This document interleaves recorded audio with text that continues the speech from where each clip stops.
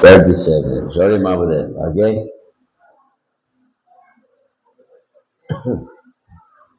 Okay. Genesis 37. Tayo po ay magbasa ng salita ng Diyos. Mula po tayo sa verse 1 hanggang verse number 8. We are going to read the word of God responsibly. And Jacob dwelt in the land wherein his father was a stranger, in the land of Canaan.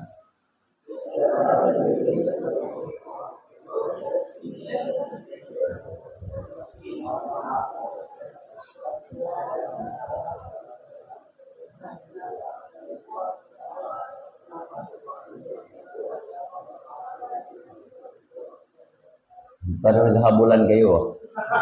Verse 3. Now Israel loved Joseph more than all his children, because he was the son of his old age. And he made him a coat of many colors.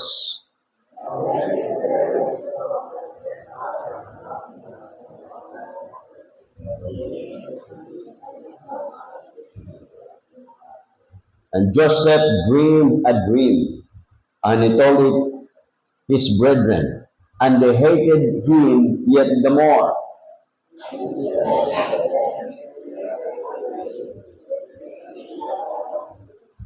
For behold, we were binding ships in the field, and lo, my ship arose and was to stood upright, and behold, your ships stood round about and made obeisance to my ship.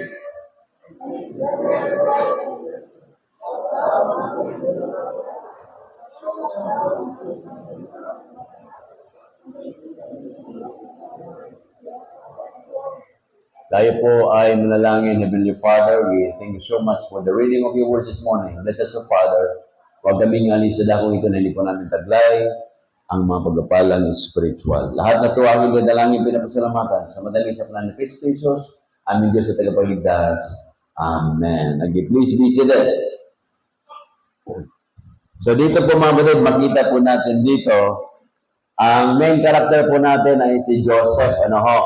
Joseph. So we are going to talk this morning about the secret of Joseph's victorious life. Okay? Yung sekreto ni Joseph, bakit siya ay nagtagumpay. Lahat po tayo dito, we want to be a winner. Amen, mga kapatid? Kung sino sa inyo dito wants to be a loser, taas ang kamay. You want to be defeated. You want to be a disgrace, unsuccessful, di ba?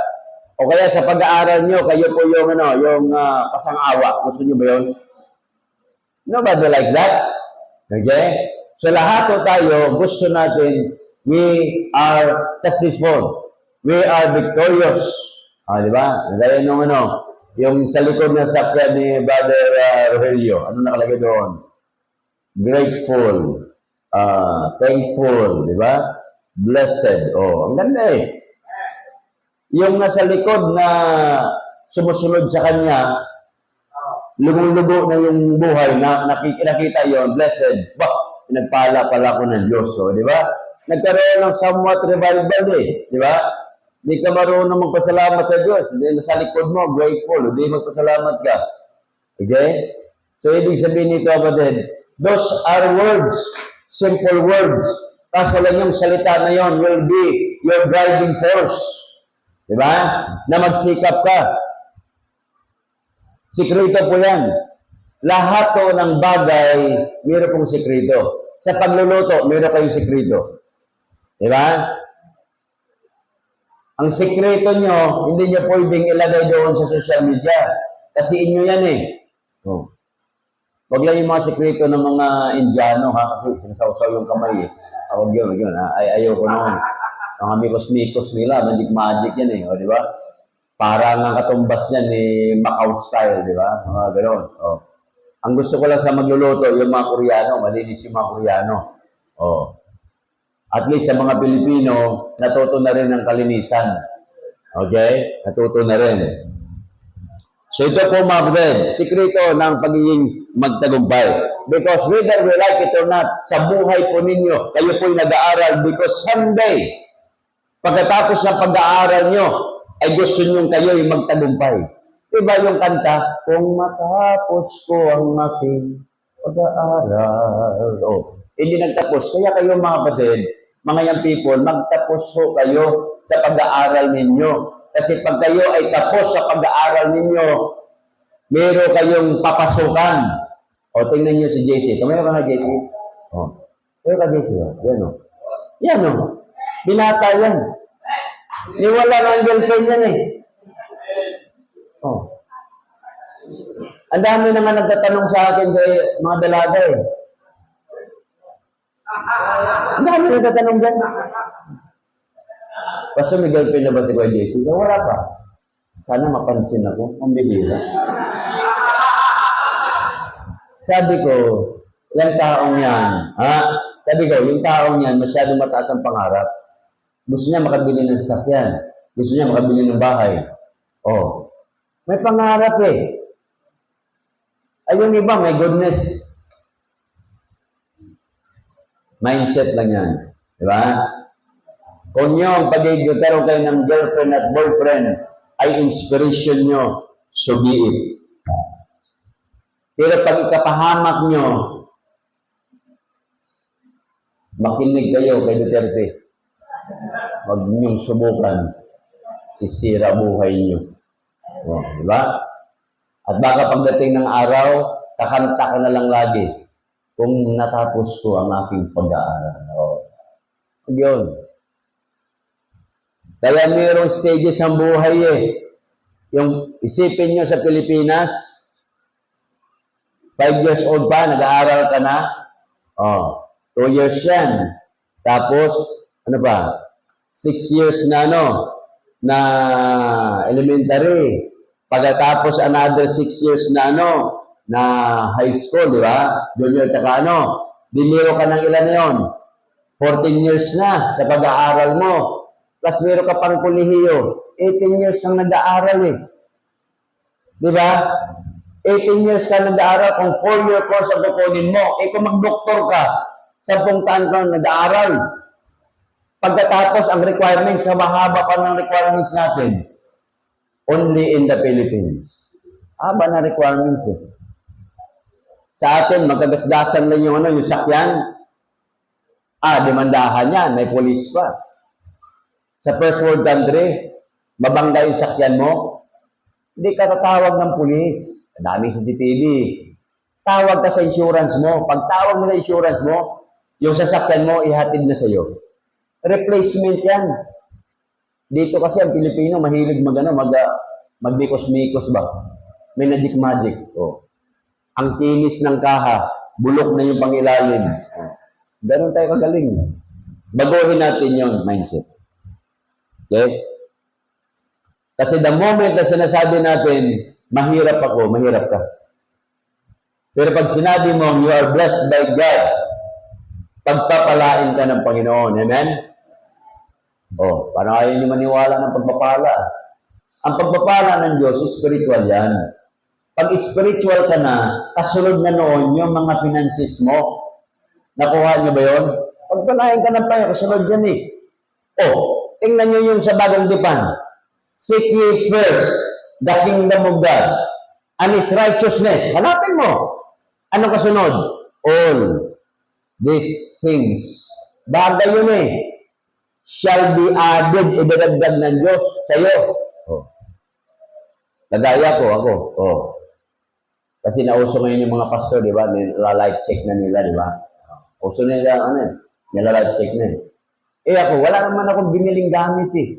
Ito, may nagbigay sa akin. Hindi tinanggap ko. Ito, may nagbigay sa akin. Tinanggap ko. Halos lahat ng gamit ko, bigay sa akin. Yung damit, bigay sa akin. Yung relo, binigay sa akin. Ang dami ko na ang relo eh. Nung nakaraang buwan, tinignan ko yung mga relo ko. Ang dami ko pang relo. Kaalala si Brother Amin. Ibigay ko lang yung iba sa kanya.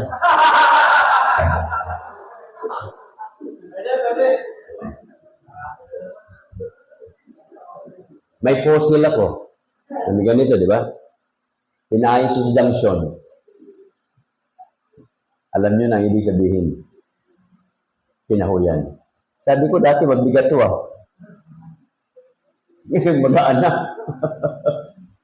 So, nagkamali ako doon. Kaya sa sunod, meron ako mga relo. Hindi ko napadala kay Pastor Narciso. Diesel.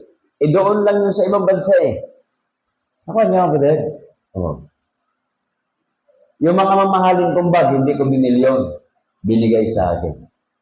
Pantalon ko, bigay nyo.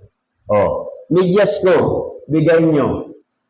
Isipin nyo yan, pag binawi nyo, underwear na natira sa akin eh. Oh. Huwag nyo mag-bed. Kine-check na nga. Tinignan ko ngayon listahan ng mga pastor ng Baptist. Haba-haba. Sabi ko, sino bang nito? Nag-live check nito? Dami. Tinignan ko yung pangalan ko, baka meron eh. Salamat naman, kinakabahan ako eh. Baka meron yung pangalan ko doon. Oh, kita niyo? Gano'n na, marami ng mata ngayon.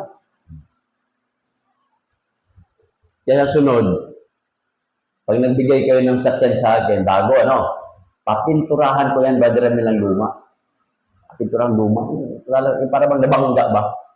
Pwede yun, di ba? Papinturahan. Although may nangako magbigay sa akin, hybrid na sakyan. Ano sabi ko? Maniniwala na ako pag nasa akin na. Bibigyan ko ng timing hanggang December 31. Pag wala, it's a prank. Di ba? No. At least, di ba? Oh. At least, oh. Hindi masama loob ko kasi uso yan eh. Kaya sabi ko doon, habang nagkakape kami, kasama ko yata si Arthur. Kasama ko na Arthur, no? Tsaka si Paul. O, kasama ko eh. Sinama ko sila doon eh. May kaya yung tao. Haba na listahan niya ng bibigyan niya. Napasama yung pangalan ko doon. Sabi ko, sino ba si Bungalkala na isama mo dyan? Hindi. Si kaibigan tayo eh. Nahala, sige, pinagbigyan ko. Nung tumawag, tawag agad ako sa mga kasama ko, punta tayo doon. Okay. Kasi magkape daw. Kape. Kahit hindi ako nagkape, nagkape. Ibig sabihin, maraming taong gusto magbigay. Okay? Pagdating ng araw, pinagpala kayo. Nakan yung mga buded, sasabihin ni Brother Bon, basta bigyan kita ng 10 hektarya. Oh. Bigyan kita, basta ng 10 hektarya. Saan po yun? Sa Camotes Island. Mga ngamuti ako niya. Di ba? Oh. Ang prayer ko na lang, na the church na ito, we can have property somewhere in Rizal, Laguna area na pwede tayo mag-camp doon. Okay? Yun lang po yan. Okay kayo mga brother? Pero yung mga pastor na nakikita niyo sa social media, huwag kayong magpatol dyan, ha? Huwag. Sabi ko na nga sa inyo, sinimulan ng mga pulis lusobin yung Davao na malaking simbahan yun. Susunod niyan, pumasok kayo dito sa gate 3. May napansin kayo? Ha? Gate 3, may napansin kayo? Yung simbahan dyan, dinarangan na. Oh, sabi ko sa inyo eh, may mga pulis na dyan. Nakuha nyo. Baka sunod yan, ito ng atin, naka-cordon na to. Kaya mag-iingat kayo. Magiging palakaibigan kayo sa kapitbahay. Amen mga kapatid? Huwag kayong mangaway ng kapitbahay. Baka makordon yung atin dito. Baka linggo-linggo, nasa labas na lang tayo. Oh.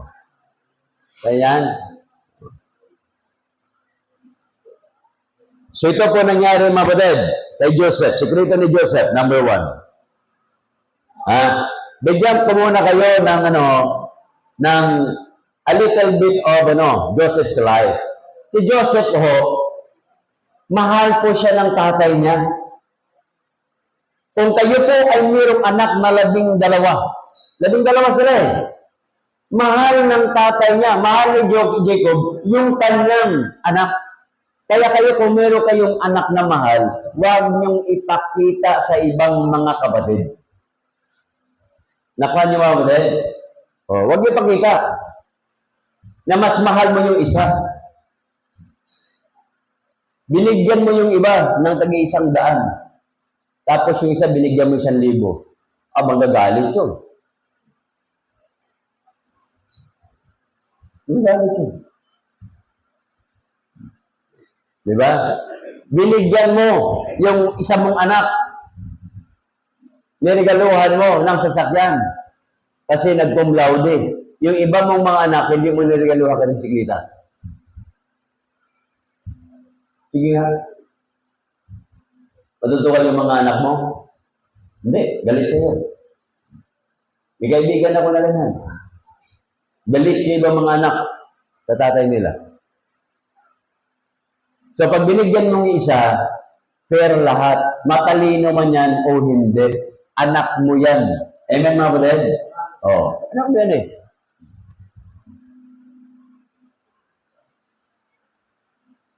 Yung anak ko, 3 yan, puro lalaki. Dahil yung maliliit, bigyan ko lang sa eskwelahan 100. Yung panganay, bigyan ko ng 500. Reklamo yung dalawa eh. Ba't sa kanya malaki? Sabi ko, nagbabiyahe yan eh. Di ba? Kayo, hinahatid ko eh. Sabihin yung dalawa. Sobra-sobra yun. Magpo-coffee lang yun eh. Yun lang. Isipin nyo kung 3 yan sa college, delikado ako. Kaya nga ginawa ko, 8 years ang pagitan. Kasi ayaw ko na ano. Ano nangyari dito mga kapatid? Di ba? Niregaluhan niya na eh, ni Jacob. Verse number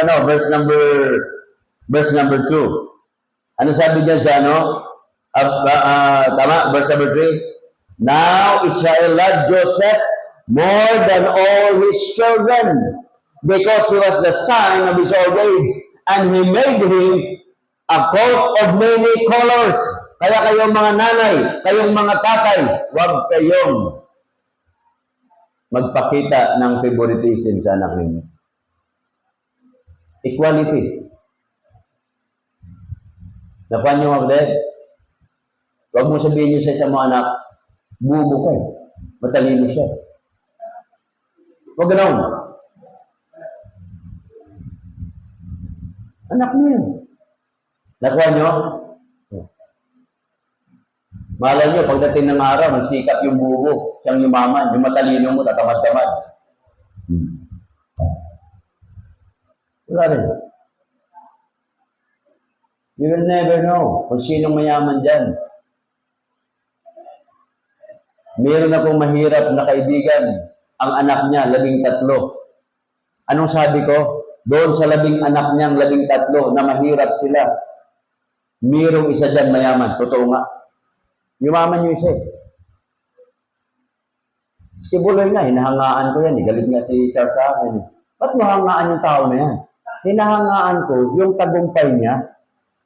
Hindi ko hinahangaan yung pagiging pastor niya, doktrina niya. Amen, mga kapatid? Hindi, wala ko doon eh. At saka hindi ko hinahangaan yung pagka-playboy niya. Retired na ako doon. Napunta sa kanya. Isipin niyo. Sabi ko itong taong ito, nag-aral ng politics, nag-aral ng business, nag-aral ng economics, hindi lang ganyan ang mabot niya. Nag-aral yan ng Bible school. Pero alam niya what is economics. Alam niya what is tawag doon, building construction, realty. Sipin mo yan. Bible school lang yun. Nakuha niyo ba din? Kaya huwag niyong sabihin, yung mga Bible student lang kayo. Huwag niyong sabihin yan. Mataas yung pinag-aralan niyo.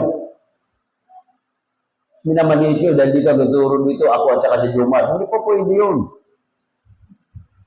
Pag kami nagturo sa ibang eskwelahan, may sahod kami. Pag dito, pag nila libre, kami pa nagpapa-snack.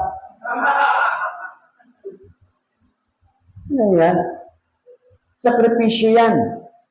What is the difference? Mag-aral ka sa malaking eskwelahan, universidad. Pareha lang yan. Tingnan niyo yung mga prominenteng tao sa Pilipinas. Nag-aral ba yun ng mga university? O, Manny Pacquiao, kilala niyo. O, saan university yan? O, saan university nag-aral yung mga kilala dyan, mga dalabhasa?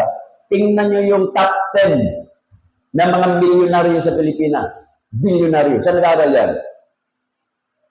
Yung kilala niya mga university dyan? Wala yan. Ang meron dyan, mga politiko. Natuto. So ito mga kapatid, so kayong mga magulang, huwag kayong magpakita ng favoritism. Kasi po, ang mangyari dyan, ito verse 4, and when his brethren saw that their father loved him more than all his brethren, anong nangyari? They hated him. Magagalit yung mga kapatid. Bakit siya lang? Oh. Kaya kung may pasalubong kayo sa isa, pasalubungan mo na lahat. Hindi nyo mamili ka. Anak, kaya hindi ka pasalubungan ng chocolate kasi may ubo ka eh. Bakit? Hindi na ba gagaling yun? Gagaling din naman yun Oh. Ito anak sa iyo pero huwag mo nang kainin ngayon Oh. Pag gumaling ka na. Kaya matagal pa rin pagaling mo, kakainin ko muna. At least nagdala ka. O, di ba? Maintindihan ng bata yun. Galit eh. Pag galit yan, ano meron? And could not speak peaceably unto him. Kasi galit eh. Kala nyo, madali lang magiging tatay? Kahit isa pa lang ng anak nyo. Kahit si GR, isa pa lang anak ni GR. Mga problema din niya kay Sid. Isa pa lang yan. Minsan sabihin niyan, mag-asawa, parang 10 niya katoy. Di ba? Hindi lang ako naka-experience yan. Kaya sinasabi ko sa inyo. Nung magdalawa, dumagdag. Nung maging 3, dumagdag. Tama na. Bakit? Kukwenta kayo, kaya mag-iisip-isip kayo mga young people. Isipin nyo muna diaper. Isipin nyo yung tusok niyan, mga gamot niyan. Isipin nyo pag na-hospital yan. Akala nyo, ang magtanim ay di biro, magsasaka lang. Ang mag-asawa ay di biro. Kala nyo yan. So, sino magturo sa inyo yan? Gobyerno? Eskwelahan? Dito. Ano sabi ng Biblia? Kayong mga lalaki, mahalin nyo.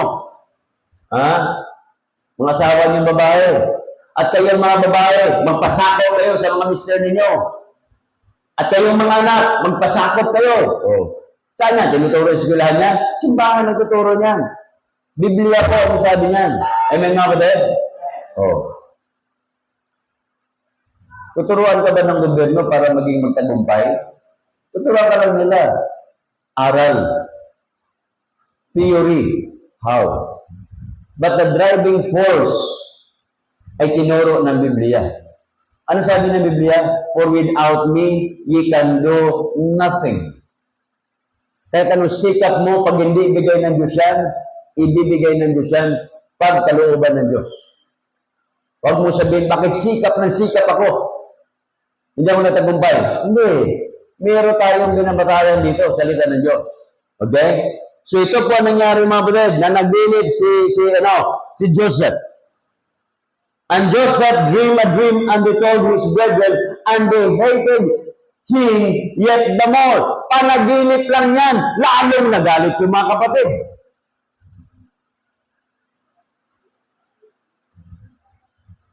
Yung mga tatay. Siguro nalasa ni Brother Romel to. Pag binilahan mo ng bagong damit yung isa, ano mangyayari? Ano nangyari? Sisila-sila eh. Bakit siya lang? Nung mga maliit pa yan, hindi pa marunong magsalita, okay lang. Pero matuto ng magsalita, delikado ka. Ayan si Ellen. Nung magdalaga yan, yung tatay ko, inom ng inom. Sinisermonan niya tatay niya. Ikaw pa, inom ng inom ka. Hindi mo ako bilan ng lipstick. At tigil yung matanda eh. Tigil siya. So ito mga kapatid, anong meron kay Joseph? So nakuha na natin So ang ginawa ng mga kapatid, hinulog siya sa balon. Sasaan nila eh. Magkaroon ka ng kapatid na ganyan na gusto kang pakain. Baka sabihin nyo, saan ba yan, pastor? Tingnan nyo verse Verse 20.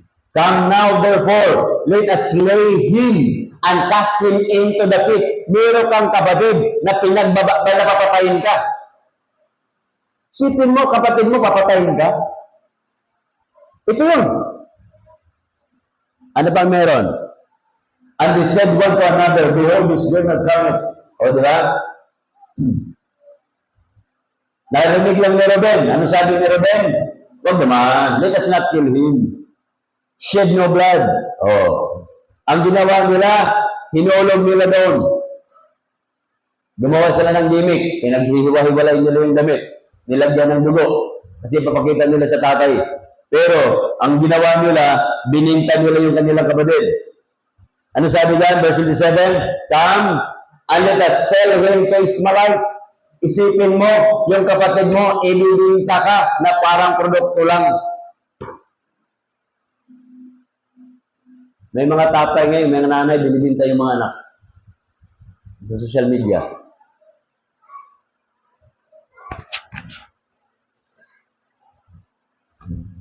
Minsan may nagsabi sa akin, Sir, doon sa Manila, napunta ko na ng Lunita. May lumapit sa akin, babae, Sir, baka gusto niyo pong bumili. Sabi ko, anong produkto niyo? Hindi, bata. Ayos ka?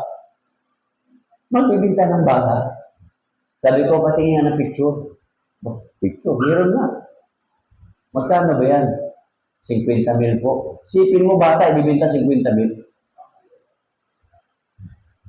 Gustong-gusto ko ng bata. Ang problema, gusto ba ng misis ko? Nakuha nyo? Pangatlo, baka huhulihin ako. Patay ako. So yun po yan. Ang ginawa nila, bininta nila yung kapatid nila. Dumating itong si Joseph sa chapter 39. Tingnan nyo, chapter 39. Dumating si Joseph sa Egypt. And Joseph was brought down to Egypt. And Potiphar, the officer of Pharaoh, captain of the guard, an Egyptian, bought him in the hands of the Ishmaelites. Binili siya. Bininta ng mga Ishmaelites. Binili si Joseph. Nung nabili na siya, nandoon siya. Ngunit mga kapatid, kahit anong nangyari sa buhay ni Joseph, sama niya ng loob doon sa kanya mga kapatid, anong meron siya? Ito number 1. He enthroned God. Yun. Enthroned. Yun po yung ginawa ni Joseph.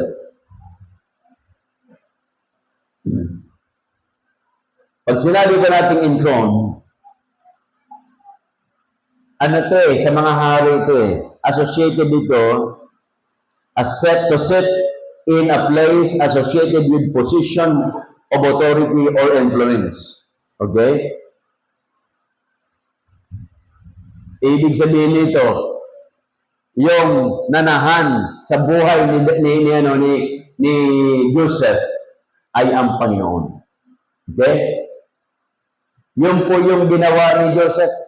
Nung nangyari sa buhay niya yan, hindi niya sinisi yung kanyang kapatid. Hindi niya sinisisi ang pagkakataon at nangyari sa kanya.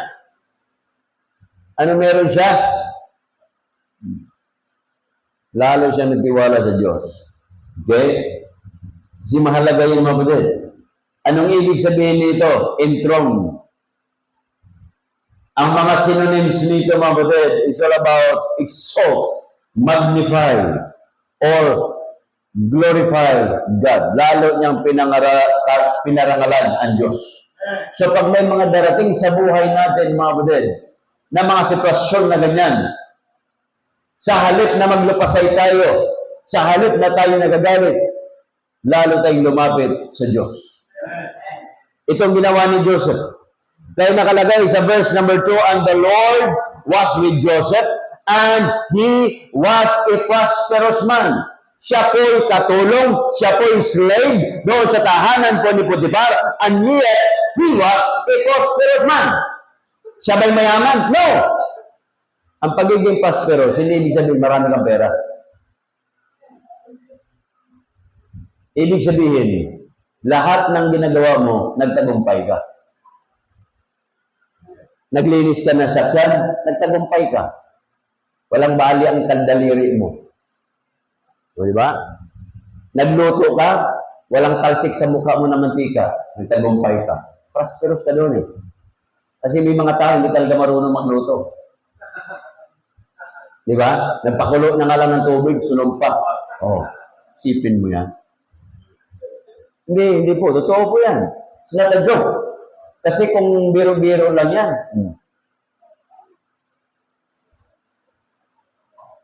Ano pa, mga kapatid? Ang ginawa ko dito, because he was a prosperous man, and he was in the house of his master the Egyptian, and his master saw that the Lord was with him. Oh, siya po'y trabahante, pero yung kanyang amo, nakita na ang Diyos na sa kanya. Eh kayo, nakita ba ng mga kapitbahay niyo ang Diyos na sa inyo? Nakita ba ng kapitbahay, ng teacher niyo, ng Diyos na sa inyo? Paano? Nakita ng teacher, ikaw namumuna sa chismisa at kalandaran sa classroom niyo. Ano makikita doon? Tapos, kababtis-babtis mo ka, ikaw namumuna nangungupya. Hindi nag-assignment, laging late sa eskwelahan. Ang dahilan, mayroong ng people fellowship. Wala naman. Oh. Di ba? Di dapat makita ng teacher ninyo, ng professor ninyo, na kayo ay godly. Nitakot kayo sa Diyos. Amen, mga kapatid? Hindi yung makita kayo ng teacher nyo, walang yung bata ito, walang disiplina, walang mundo. Kasi kung kayo ay makilala ng teacher nyo na kayo ay Baptist at kayo ay Kristiyano at sumimplang kayo, anong sasabihin? Yan ba tinuturo ng pastor mo? Damay ako eh. Nakuha niyo ba yun? Oh, tatawa-tawa kayo pero totoo yan. Nagdadamay ako eh. Bababa ko. Oh, ano sabi ni Congressman Marcolita? Kilala kita.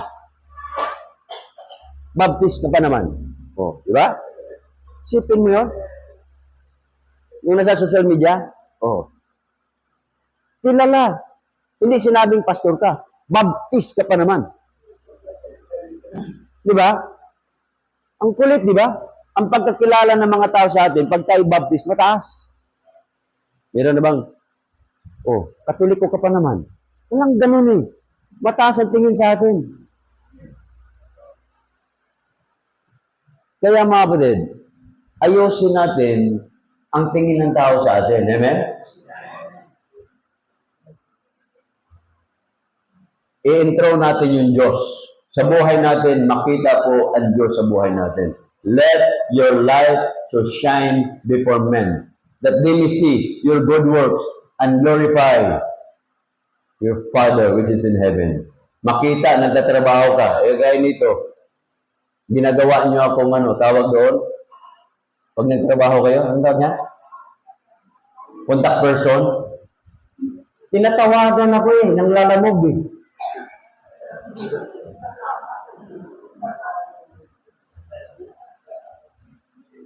Yung mga credit card ninyo, tinatawagan ako. Yung mga loan ninyo, tinatawagan ako. Ginawa niyo ako ano eh. Nakuha niyo ba yun? Ang kulit nga ng lalabog, laging tawag ng tawag sa akin eh. Sir, ito kasi ang binigay sa akin eh. Ay, hindi ko kilala yan eh. Naasar na ako eh. Wala akong kilalang taong ganyan. Hindi ko nakita sa lang buhay ko yan. Oh. Nakuha niyo? Ang kulit eh. Tawag ng tawag sa akin eh. Kaya pag ginamit yung pangalan ko, magpaalam kayo sa akin para kaya kitang ipagtanggol. Amen mga kapatid? Oh. Hindi yung gamitin mo yung pangalan ko, nagugulat ako eh.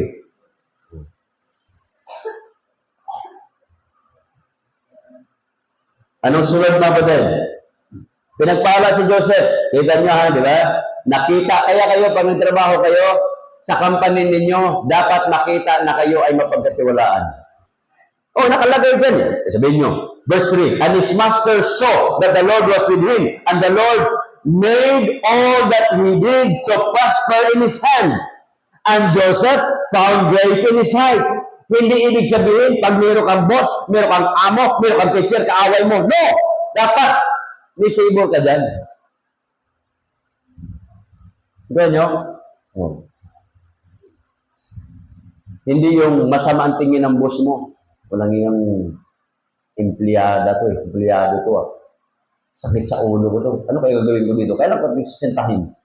Ginagawa ka na ng paraan, paano ka matanggal sa company. Hindi yung okay to.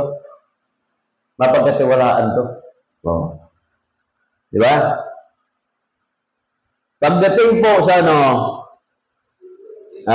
verse 5, and it came to pass from that time that he made him overseer in his house and over all that he had, and the Lord blessed the Egyptian's house for Joseph's sake. And the blessing of the Lord was upon all that he had in the house and in the field. Kita nyo, katulong lang siya, nagsimula, maya-maya na-promote siya. Bakit? Yung empleyado niya, nakita na pwede i-promote ito. Not because edukado si Joseph. Not because gwapo siya. Hindi. May nakita sa kanya. Kaya dapat makita po ang kanyusan natin na tayo totoong Kristyano doon sa ating pong pinagtrabahuan. Doon sa inyong mga eskwelahan. Amen ba mga kapatid? Oh, hindi kayo makatingin sa akin ha. Hindi pa naman ako galit eh. Kasi sermon na ako rito eh. Binabasa na natin eh. O ngayon, susunod. Ito ang problema, pangalawa. So yung throne, tinaas niya, kaya na-promote siya. Pangalawa. Verse 7. And it came to pass after these things that his master's wife cast her eyes upon Joseph, and she said, lie with me. Sipin mo, gwapo to si Joseph eh. Oh. Sipin mo, yung si Mrs. Potiphar, niyayaya si Joseph. Oh. Lie with me. Bakit marami ngayon problema ang bansa natin? Sa mga BPO, ba't maraming mga may karelasyon? Nagsisimula lang yan sa kanilang mga, ano yan yung lalabas kayo? Ha? Team building. Hindi nagiging team building eh. Relationship building nangyari. Oh. Totoo yan. Ano team building na yan? Relationship building. Kita mo dyan, pumunta ko na umaga, sa may mga ganyan. Makita mo yung mga nagiinuman doon. Anong tawag nila? Unwind. Hindi unwind. Unwind. Nag-aalak eh. Umaga, nag-aalak oh. Unwind. Hindi unwind. Nagsimula lang sila, di ba? Pahigop-higop ng ng alak ng konti. Iba na ang pinag-usapan nila. Oh. Yung mister ko kasi ganito, si lalaki naman, yung misis ko ganito. Kamukat-mukata, nasa ano na sila. Kita mo? Kaya tumataas eh. Mula, alam niyo ba, mula nung magkaroon ng ganyang trabaho, tumaas po ang immorality sa bansa natin. Tumaas.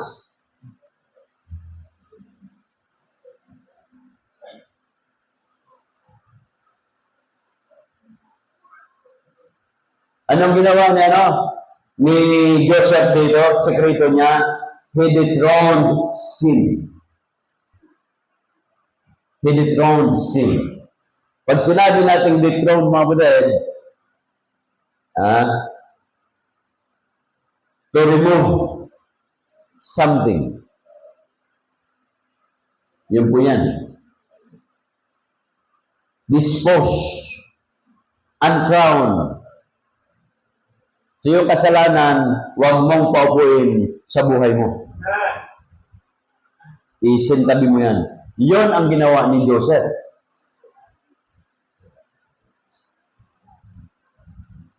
Verse 8, but he refused and said, not what is with me in the house, and he had committed all that he had to my hand.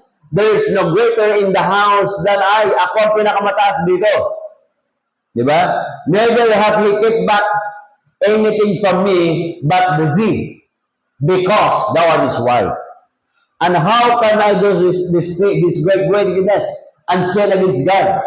And it came to pass, as she spake to Joseph day by day. Araw-arawin ka ba naman tuksoin? Akala kayo, day by day. Delikado pala yung day by day. Kaya pala yung pastor nila, sumimplan.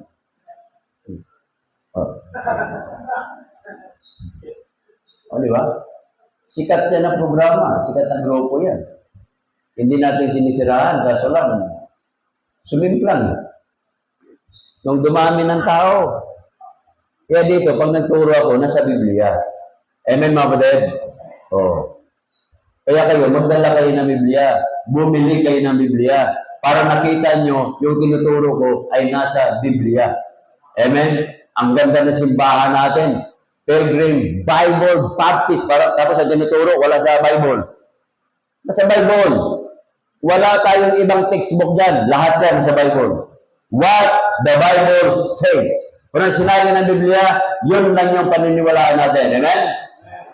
Next, araw-araw, di ba?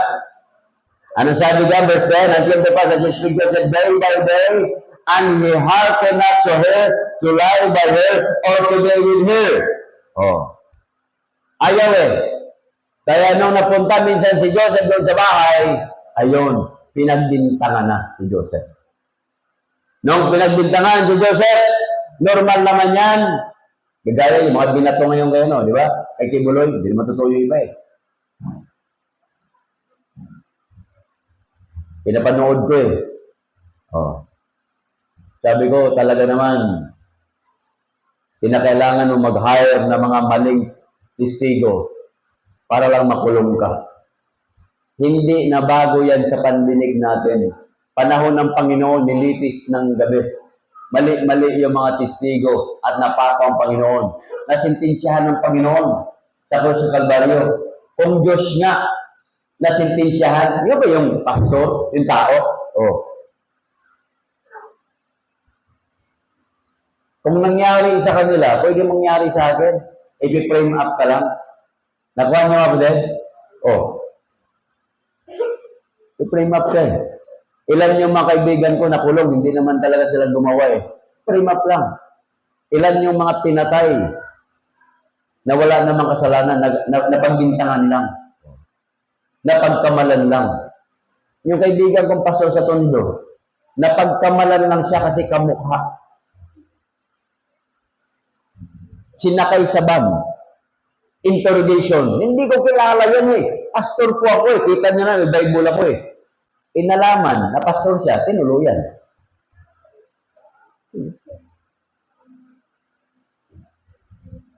Sa Bicol, bro. Yung pastor dyan, pinuntahan yung mission house niya, pinatay siya. Kita mo? Mabubuting tao yan, ha? How much more yung, sabi ko nga, mabuti pa yung mabuting tao, pinapatay, yung mga masasama. Hindi. Totoo naman. Yung ano, pinapili yung mga tao. Sinong pakawalan ko? Ito bang si Kristo? O, matino yun. O, ito si Barabas. O, sino pakawalan ng tao? Barabas. Kaya lumang tugtugin yan. Yun na yung justice system ng mundo natin. Pag hindi ka in, you will be out. Okay? Kaya dyan sa sa trabaho ninyo, merong verse dyan para sa inyo. Be ye wise as a serpent and harmless as dove. Oh, mag-ingat kayo. So, ayaw pumayag ni Joseph na magkasala. Yun. Kaya tayo mga anak ng Diyos, mag-ingat ho tayo. Kasi kung nangyari sa iba, mangyayari sa atin. Last. He entrusted God. Verse 19. And it came to pass when his master heard the words of his wife, which he spake unto him, saying, after his manner, so on and so forth. Ano nangyari dyan? Verse number 20. And the Joseph's master took him and put him into the prison, a place where the king's prisoners were bound, and he was there in prison. Kita mo, kung ganito kasaysayan ng buhay mo, minahal ka lang ng gusto ng tatay mo, ang ending pala, ihuhulog ka sa balon. Pagkatapos, ibininta ka. Bininta ka na nga, nagpakatino ka doon. Pagkatapos, ikukulong ka lang. Pag minalas na nga naman. Hindi tayo niniwala ng malas, ha? Pero swerte lang. Okay. Ito nangyari kay Joseph. Masasabi mo na lahat ng kamalas-malasa na sa kanya na. Okay? Sipin mo yan. Yung bang tatawid ka sa kalsada, pagtawid mo ng kalsada, naiwasan mo yung dump truck, nakatawid ka. Nung pangalawa, naiwasan mo yung jeep. Diba? Pangatlo, naiwasan mo yung motor. Pagdating mo sa dulo, salpo ka ng bisikleta. Sipin mo, bisikleta nakadali sa'yo. Yung tatlo na pagtagumpayan mo, pagdating sa bisikleta, ayun, bali ang braso mo. Oh. Sipin mo yan. Parang hindi ka panipaniwala, pero nangyayari yan. Diba yung mga tao na nahuhulog, 17th floor, bagsak, buhay. Yung iba, nadulas sa CR, patay. O, kita mo yan? CR lang nadulas, patay. Yung bago ngayon, di ba? Yung nasa Infanta, na mangingisda, saan nakita? For 1 month, 2 bagyo ang dumaan, buhay siya. Nandoon sa dulo ng Batanes. Nakita niyo? Oh. Isipin mo, dumaan yung Karina ba yun? Dumaan si Karina, buhay. Dumaan si Enting, buhay. Oh. Bangka lang yun. Hindi, yan ang tatawag na Pag hindi mo pa oras talaga, buhay ka. Ito, mga kapatid, lahat siguro ng tao, kung sino mang mama yun, di ba? Lahat siguro ng pagkakilala niya sa Diyos, ginawa na niya. Nagtitiwala siya. Sabi ng kaibigan kong shipmate ng barko. Kasi ayaw na sumakay eh.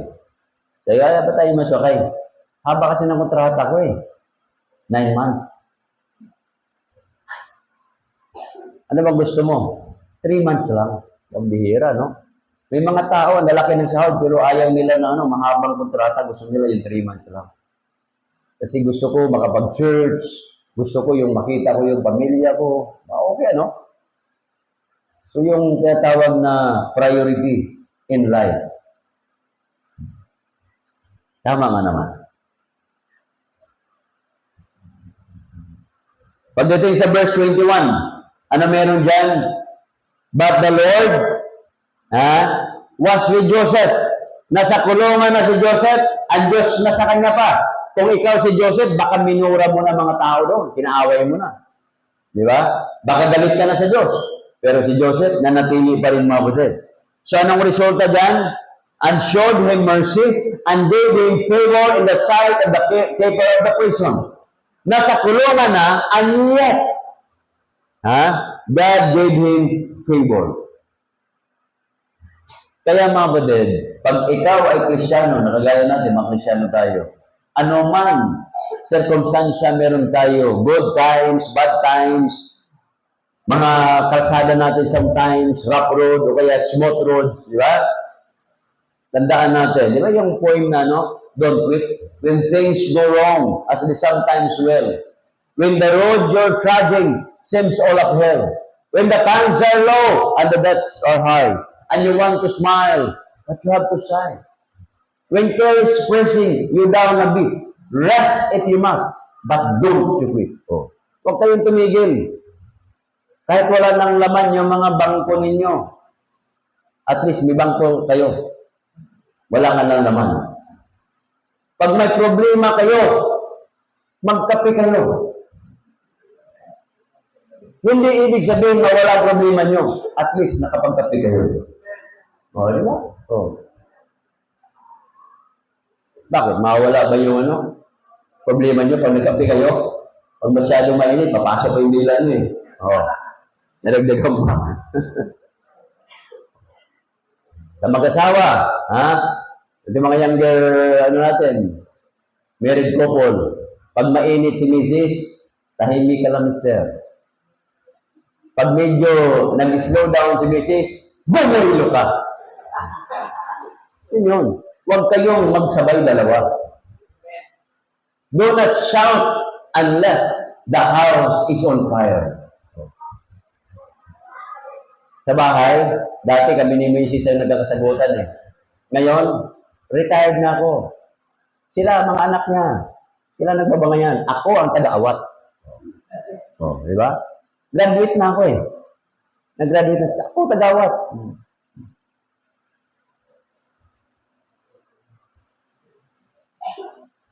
So, anong ginawa po dito? Joseph entrusted God. Good times, bad times, everything. Yung bad times niya, nasa kulungan siya, that's the baddest time in his life. Nandoon siya. Pero mapatid na tiwala siya sa Diyos. Pag sinabi mong entrusted, di ba may dalawang words yan? Trust. Yung trust, nagtiwala ka. Pag sinabi mong entrusted, ibinigay mo sa kamay ng Diyos. Parang sinabi mo, Panginoon, bahala ka na sa akin. Nakuha nyo? Yun po yung entrusted. Kayo na po ang gumawa ng paraan. Suko na po ako. Nandito po, I am in the four corners of this vicinity. Wala na po akong magawa dito. Kain tulong, tayo, upo lang po ako dito. Ipinagkatiwala niya. So the moment na pinagkatiwala niya, yung future mo, God will do things. Iyon nangyari kay Joseph. Joseph became a trusted man in prison. Verse number 22. And the keeper of the prison committed to Joseph's hands all the prisoners that were in prison. And whatsoever they did there, he was the doer of it. Kung meron mang gagawin doon sa prisuhan, siya lagi. Magwalis, siya lagi. Magluto siya, volunteer siya lagi. He was the doer. Nakita yun ng warden. Ano nangyari dyan? And the keeper of the prison looked not to anything that was under that which he did. The Lord made it to prosper. Tama ba binasa ko? Ayun. So, anong meron dyan, mga kapatid? Pagdating po sa dito na po kumilos ang Diyos. Kaya kung tayo pala gusto nating magtagumpay, make God the center of your life. Make God to carry you. Sa iyong magdala sa iyo. Kasi kung tayo po, di ba sa social media, kita yung social media, yung God's will versus my will. God's plan versus our plan. Pag tayo po nagplano, ganito, from point A to point B. Yun yung plano natin. Nakuha niyo ba yun? Nakita niyo sa social media? This is you. Point A. Gusto mo, pag ganon, point B. Pero ang Diyos pala, from point A boom, bago ka dumating doon, di ba? Oh. Sino ba naman mag-isip niyan? Magsimula ko dito, ha? Para magiging na sa palasyo ako, kinakailangan makulong muna ako. Walang ganun eh. Di ba? Makulong muna ako, pagkatapos ibinta muna ako ng mga kapatid ko, di ba? Awahin muna ako ng mga kapatid ko, pagkatapos kaibigan ko yung mana sa doon. Walang ganun eh. Siguro pag nagplano ka, kailangan mag-aral ako, ganda ko yung pag-aaral ko para makapagtrabaho ko, pagkatapos ng magtrabaho, punta ko dito, di ba? Ang dami mo eh. Ganun tayo magplano eh, straight line eh. Pero sa hospital, huwag ka lang magkaroon ng straight line. Patay ka. Genesis 41, verse 14, ano sabi dyan? And Pharaoh sent and called Joseph and brought him hastily out of dungeon. And he shaved him and changed his raiment and came to Pharaoh. Pinasundo ni Pharaoh. Isipin mo, nasa palasyo yung tawag doon, yung hari. Kailangan niya ng somebody to advisor. Yung mga matatalino niya, hindi makapag-advise sa kanya, kinakailangan pang mamulot doon sa pinakailaliman ng kulungan. Dungeon, no? Nakalagay dyan. Ibig sabihin, walang karaw-araw doon. Kaya paglabas ni Joseph, maputi na siya. Gusto niyo pumuti? Huwag kayong pa-araw. Di ba? Kita mo si brother dyan, gustong bumuti. Kaso lang, lagi sa bilat sa araw eh. Kaya pagkahapon, naglalagay na anong nilagay ni brother dyan? Kala niya paputi, hindi, kiwi. Papakintad yun. Kiwi. Pero lang brother dyan, ha? Oh, wala, magaling sa akin eh. So, anong nangyari mga kapatid? Joseph was promoted from prison to palace. Nasa palasyo siya. Pinasundo siya ng hari. Pagdating sa verse 38, ano sabi dyan?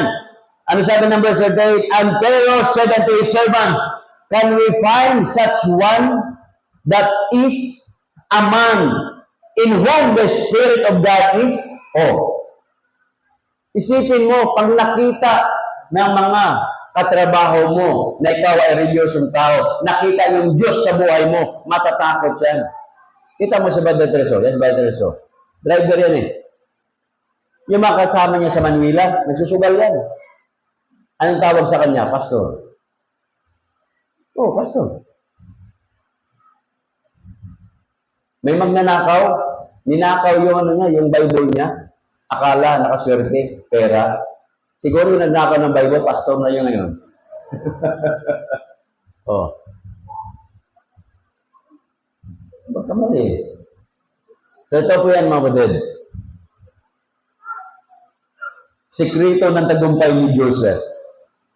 Kasi nga, he enthroned God, he dethroned sin, he trusted God.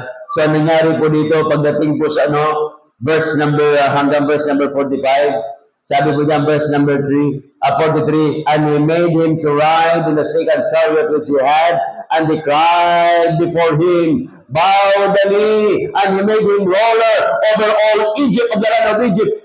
And Pharaoh said unto Joseph, I am Pharaoh, and without thee shall no man lift up his hands or foot in the land of Egypt. Isipin mo, yung kanyang dating boss, na si Potiphar, na nagpakulong sa kanya, yun na ngayon yung nagdala-dala ng karwahe niya ni Joseph. Alam niyo, nabaliktad yung pangyayari. Di ba? Tawahan mo lang dati, ngayon, boss mo na. Ang ganda nga mo di ba? Oh. Na-promote siya ng Diyos eh. At may ano pa dito, additional blessing, hindi lang promotion. Ano yung sunod? Verse 45. And Pharaoh called Joseph's name, haba nito. And he gave him the wife as Senat. Binigyan pa ng asawa. Na-promote na nga, may misis pa. Nakuha niyo mga kapatid? Blessing. Sekreto yan sa buhay ng Joseph. I do hope and pray na tayo po, makakuha tayo ng mga aral doon sa buhay po ni Joseph. Simple truths lang yan. Itaas mo ang Diyos sa buhay mo. Kasalanan itabi mo. Ipagkatiwala mo lahat sa Diyos. And God will do the rest. Tumayo po tayo po yung manalangin. Heavenly Father, we thank you so much sa mga paalala po ninyong salita. Habang ang lahat ay nakayuko at nakapigit ang mata. Kapatid, si Joseph, he enthroned God. Maraming Kristiyano ngayon, it is not God who is on the throne, but it is self, yung mga sarili natin. That makes God being the throne from our lives, and we, yung sarili natin, ang minamagnify natin. Hindi yan ang tama, mga kapatid. Dapat ang Diyos dahil sa puso na natin, nanahan na siya sa puso natin, siya po dapat ang maghari sa buhay po natin. May mga bagay tayo, decision making, pag-aaral, pagtatrabaho, pagpapamilya, relasyon, na hindi po natin hawak yan, hindi natin saklaw. Sa isip natin, we can manage it, but isip lang natin yan. Pag tayo po yung nagkasakit, wala na po yan. Magkahika ka, wala na yan. Sumakit ang iliran mo, sumakit tuhod mo, sumakit ulo mo, back to zero. Those are realities of life. Na lahat ng buhay natin, because we are not the owner of our lives, ipagkatiwala natin sa Diyos. Yan ang ginawa ni Joseph. Sikreto niya yun. In the long run, promote siya ng Diyos. Harinawa ang buhay po ninyo.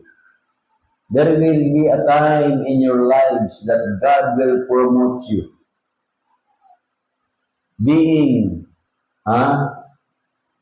mahirap na tao, mahirap na Kristiyano, ngayon ay pinagpalang tao, pinagpalang Kristiyano. Hindi yung problemado ka lagi. Lahat ng bagay problemado ka. But there will be a time in your life that you are blessed. You will be a channel of blessing to others. Sige po mga kapatid, if God has something for you and God's speaking to our hearts right now, please look up, talk to the Lord in prayer right now.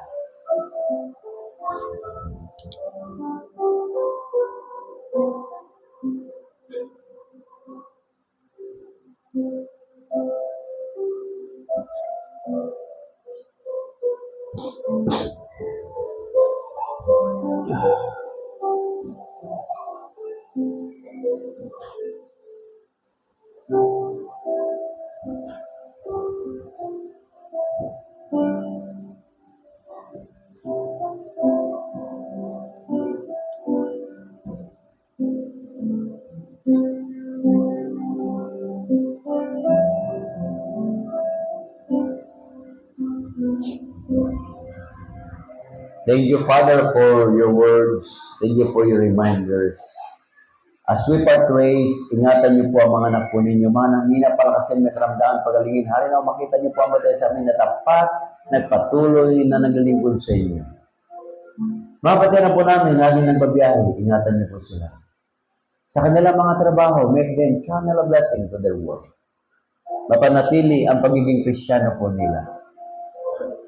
Bless their families, O Father. Provide the needs of each every one of us. At hari nawa, there's always joy in our hearts to worship you from day to day. In the name of our Lord Jesus Christ, Amen. God bless us all. Tawagin natin, Brother Tercio.